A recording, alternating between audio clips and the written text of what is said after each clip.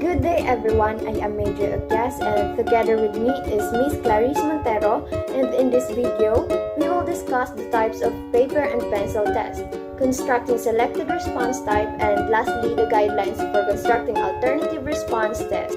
So let us begin with the types of paper and pencil test. Paper and pencil instruments refer to a general group of assessment tools in which candidates read questions and respond in writing. These include tests such as knowledge and ability tests, and inventories such as personality and interest inventories.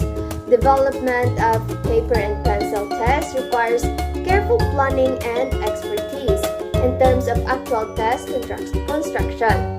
The more seasoned teachers can produce true-false items that can test even higher order thinking skills and not just rote memory learning. Essays are easier to construct than the other types of objective tests. But the difficulty in scoring essay examinations teachers from using the particular form of examination in actual practice. Paper and pencil tests can either be selected response or constructed response.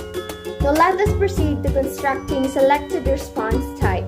Selected response assessment items are also referred to as objective assessment, include options such as multiple choice, matching, and true or false questions. These questions types can be very effective and efficient methods for measuring students' knowledge and reasoning, because many of the standardized tests are based heavily on multiple choice questions. Teachers should be skilled at developing effective objective assessment items. In addition, teachers should be able to construct quizzes that target higher level thinking skills or consistent with the application, analysis, and synthesis levels of Bloom's taxonomy. And they should evaluate their instruments by conducting item analysis. So there are three forms of selected response assessment, but I will only discuss the first form, which is the true or false test. In traditional true or false question, students are asked to judge whether a factual statement is either true or false. True or false questions are best suited to assessing surface level knowledge, but can be crafted to assess higher order thinking. Like multiple choice, students can process the response to true or false quickly, allowing the test designer to assess more content areas in exam. They are also easy and quick to mark. Now let us proceed to our next topic, which is the guidelines for constructing alternative response tests.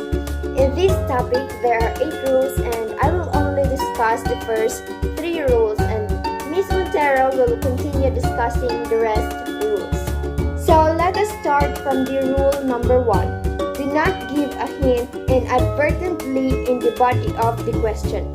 For example, the Philippines gained its independence in 1898 and therefore celebrated its centennial year in 2000. But obviously the answer is false, because 100 years from 1898 is not 2000 but 1998.